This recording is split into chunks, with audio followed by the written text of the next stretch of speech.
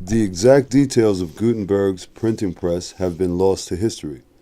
We only know that even during his earliest experiments in Strasbourg, a press was used. According to a witness testifying before a court, inside the press there were 4 blocks that were held together by a set of screws, which, when removed, would cause the entire press to fall apart, ensuring that it was unrecognizable and thereby obscuring its purpose.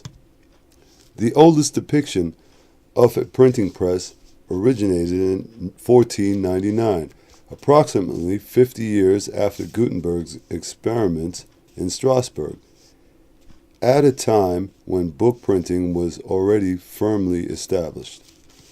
Very little is known about the characters used by Gutenberg.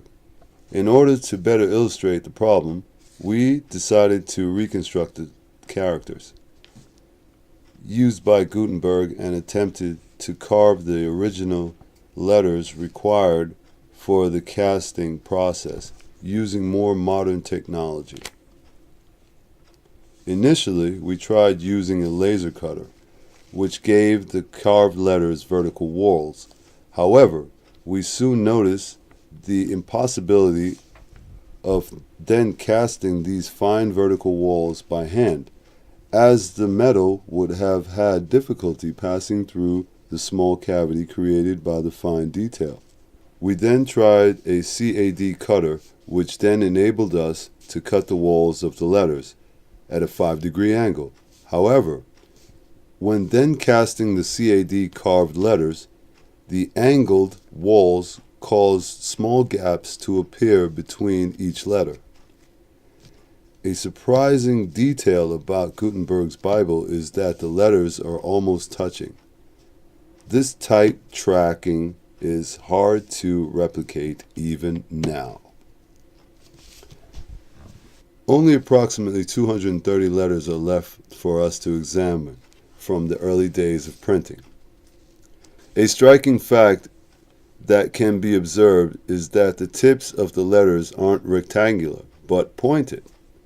Furthermore, almost a quarter of the remaining letters have later been pierced. To this day, the purpose of this is unclear. However, some theories suggest that this would have enabled printers to pass a string or wire through the back of the character and lift single printed lines from the text in order to color them individually. Fixed into the printing press, you can see our attempt at recreating the beginning of the Gospel according to John. The caption has been fixed into place using a wire method. However, this did not prove viable.